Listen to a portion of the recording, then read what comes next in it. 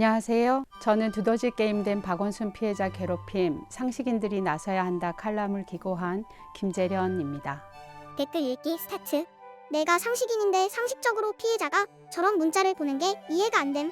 피해자는 여러 해 동안 서울시청에서 공무원으로 일을 했고 여러 차례에 걸쳐서 가해자로부터 성적인 괴롭힘의 피해를 입은 것입니다. 어느 한날 한 시각에 발생했던 문자를 가지고 그것이 이 사건 전체에 대한 판단에 영향을 미칠 수는 없고요. 위력 관계가 있을 경우에는 그런 불편한 감정을 있는 그대로 드러내기가 어렵습니다. 상사가 한밤중에 불편한 내용의 문자를 보냈을 때 그 자리에서 항의하는 문자를 보내는 것은 매우 어렵습니다. 그러다 보니 이런 직장 내의 괴롭힘, 위력관계의 성폭력의 경우에는 전반적으로 그 두 사람 사이에 있었던 일을 종합해서 판단을 해야 된다는 것입니다. 정철승 변호사를 비롯한 여타의 인간들을 집단 괴롭힘과 유사한 범죄 행위로 기소하고 손해배상도 요구할 수는 없음.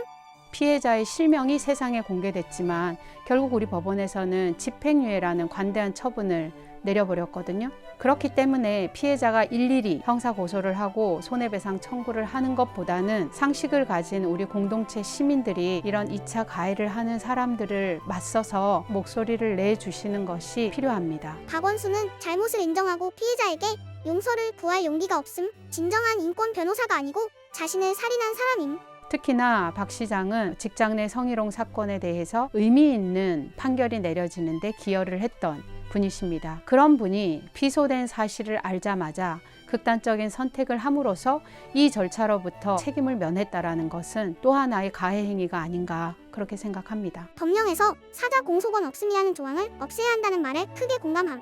수사 중에 사망을 하게 되면은 최종적으로 공소권 처분 없음을 하는 것은 불가피합니다. 그러나 보완을 해야 하는 것은 이 사건을 예로 들게 되면은 가해자의 핸드폰에 대한 포렌식 요청을 적극적으로 했었는데 피소 사실을 알게 된 가해자가 사망하게 되면서 그 후 절차가 모두 스탑돼 버렸습니다. 최종적으로 공소권 없음이 되더라도 피해자가 존재하고 있기 때문에 이 사건의 가해자의 행위가 범죄가 맞는지에 대해서는 국가가 수사기관으로서의 그 책임을 다해줘야 합니다. 원픽 댓글 골라주세요.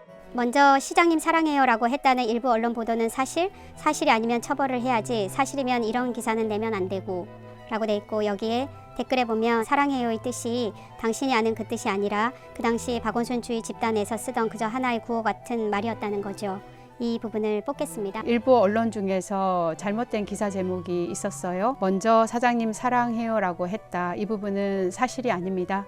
피해자가 먼저 그런 표현을 썼다라는 게 그 포렌식에서 전혀 나온 게 아니기 때문에 그 사실 자체는 잘못된 것입니다. 그리고 사랑해요라는 이 단어는 콜센터 상담원이 사랑합니다 고객님이라고 얘기하는 거 들어보신 경험이 있을 거거든요. 어떤 상황에서 어떤 의미로 쓰여지는지가 다양하게 해석될 수 있는 단어입니다.